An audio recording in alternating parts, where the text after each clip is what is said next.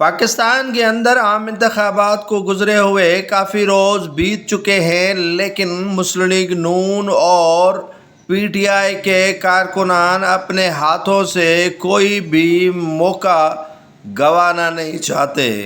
یہ printing press جو لاہور میں واقع ہے، اس پر دعویٰ بولا گیا ہے یا پری پلان بنایا گیا ہے کہ یہاں سے چھپائی ہو رہی ہے ان حلقوں کی جہاں سے مسلم لیگ نون نے کھائی ہے شکست۔ یہ پرنٹنگ پریس کے پیپرز دکھا رہے ہیں پی ٹی آئی کے اراکین، جو کہ کہہ رہے ہیں کہ مسلم لیگ نون کی امیدوار مریم نواز کو این اے 119 اور مانسہرہ سے شکست کھانے والے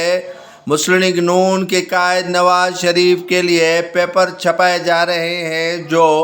مبینہ طور پر ڈبوں میں ڈالے جائیں گے اور رزلٹ کی ہیرا پھیری کی جائے گی۔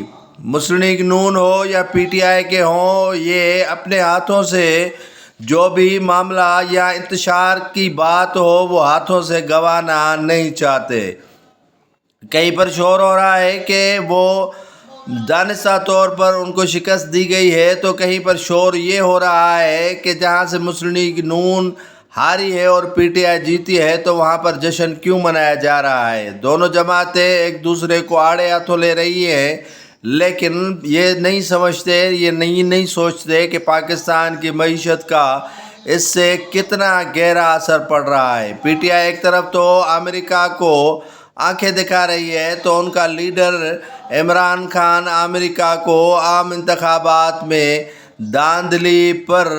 مدد کرنے کی اپیل کر رہا ہے۔ ایک طرف تو وکلاء جو پی ٹی آئی کے رہنما کے طور پر اس وقت لیڈ کر رہے ہیں، ان کے پاس کوئی بھی دھاندلی کے شواہد موجود نہیں۔ لیاقت چٹھا کا معاملہ سامنے لے کر آئے تھے، لیکن وہ بھی دفن ہو گیا۔